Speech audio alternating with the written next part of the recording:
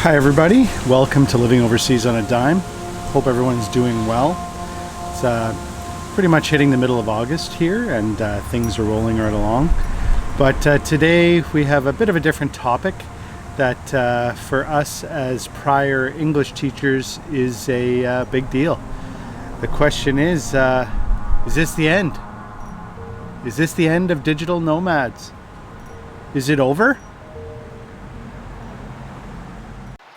I'm Noel. I'm Jenny. And I'm Cole.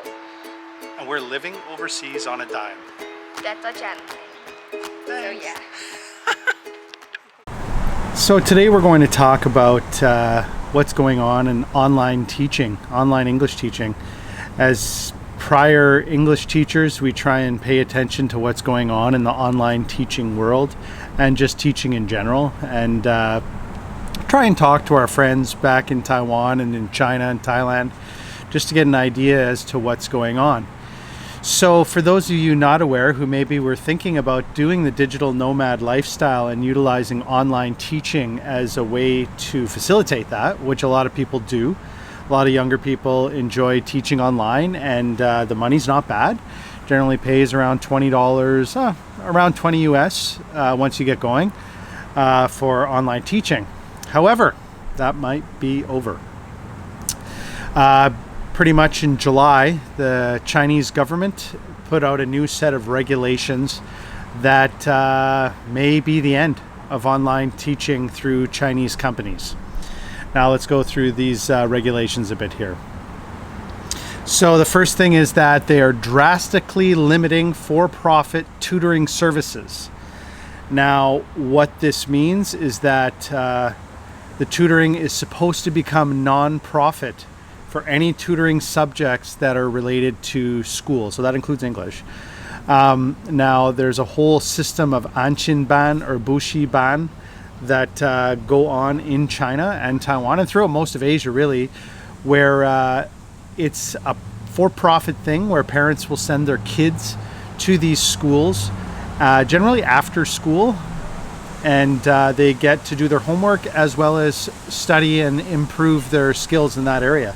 So China is trying to get rid of the for-profit method of this. I don't know if they have something in place already for non-profit and how they're going to fill this void, but I guess we'll see.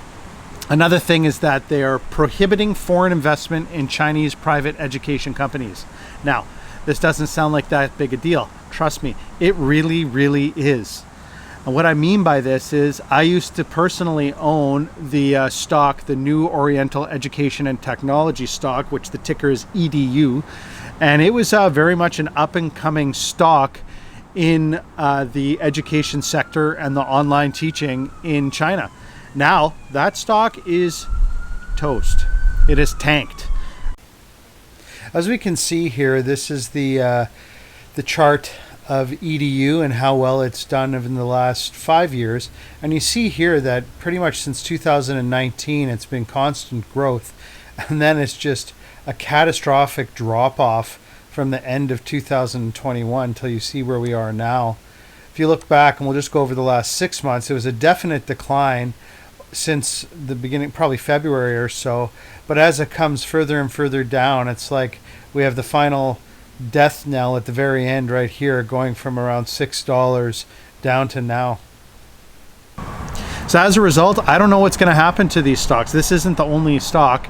EDU is one of many stocks that is listed on the exchanges, and they may just straight out have to delist if they don't have the ability to maintain foreign investment in these. I don't see how they can still continue to function as a company. But that's not really the biggest problem in this, even though it is a large problem for many who are investors in this. The real question is, for people who do online teaching as a digital nomad, is this it?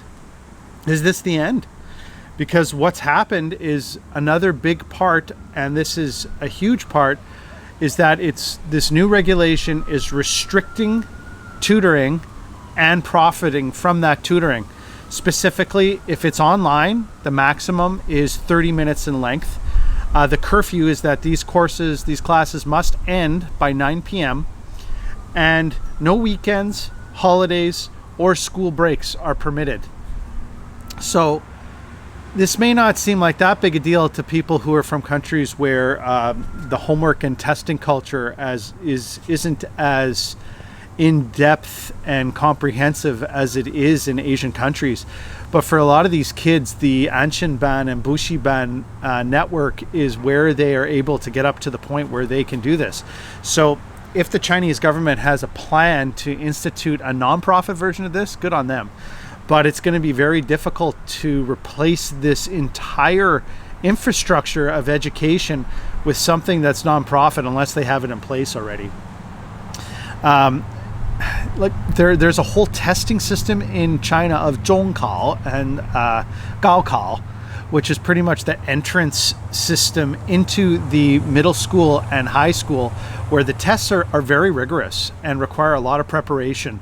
So that's what a lot of these schools would help do. They would help prepare for these tests. So without them, and if it's a nonprofit now, there's going to be a definite void that needs to be filled. And hopefully the nonprofit system can deal with this pressure. Now we come to the most important part that is a very big problem for people who rely on their overseas, their online teaching as their source of income for being a digital nomad. And that is these two specific clauses, which is prohibiting overseas education courses, and more specifically, the banning of the hiring of foreign teachers living overseas to teach these. This effectively has destroyed the online English teaching, the entire sector, in one regulation. So if I have a quick look here and try and find VIP kids through Google, all that comes up right away is that they're not allowed to teach anymore. They're not going to be teaching. So this is what we got now. This is where it's at, and they're in big trouble. I know of people who teach for VIP Kids and Magic Ears who now they are scrambling. They're trying to figure out what on earth they are going to be able to do to make up for their lost income. Some schools have closed altogether. So really you can still continue to do online teaching, but it's not going to be through mainland Chinese schools, which tend to pay the best and have the most students. So the only other option is perhaps going to online schools that are from other parts of the world, perhaps from Latin America. But the reality is that these schools do not pay nearly as well. They pay half, if not quarter, of what the pay is for these mainland Chinese companies. So if you are an online teacher, please comment below, leave a comment, because I want to know what you guys are doing. And you know what? This brings us back to another thing for us personally that we are trying to navigate. Like, we're trying to figure out what sort of income sources can we have. Like, yeah, we'll have our savings, that's fine. But if things don't work out, really the online teaching was a backup for us. There are other things in relation to writing and editing that are other backups, but the online teaching was an easy backup for us with our teaching background. So it definitely has us concerned. And now that the teaching for mainland Chinese companies is pretty much a no-go, we have to have another look at what we're going to do for our multiple income sources. And I think that's the key.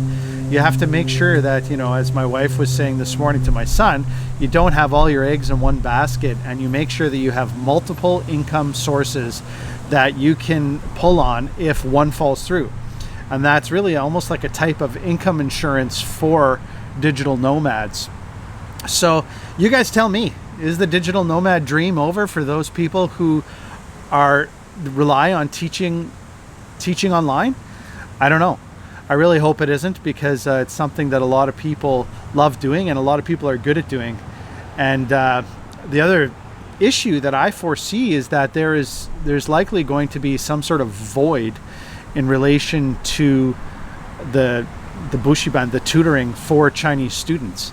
And I don't know, with the blocking of VPNs and internet access from China, if it's possible for people to provide tutoring from overseas locations. But, you know, for someone with a business-oriented mind, this might be something, a void that could be filled. But we'll leave it at that, and you guys tell me. You know, hopefully this isn't as big a deal as it seems to be, but I think a lot of people are scrambling right now, and as they say, trying to pivot. And you know what? We've all been dealing with so much with COVID. The Chinese government laying down the hammer with this one, it's a big deal, and I hope it's something that we all can figure out how to deal with. But thanks for watching, and happy travels.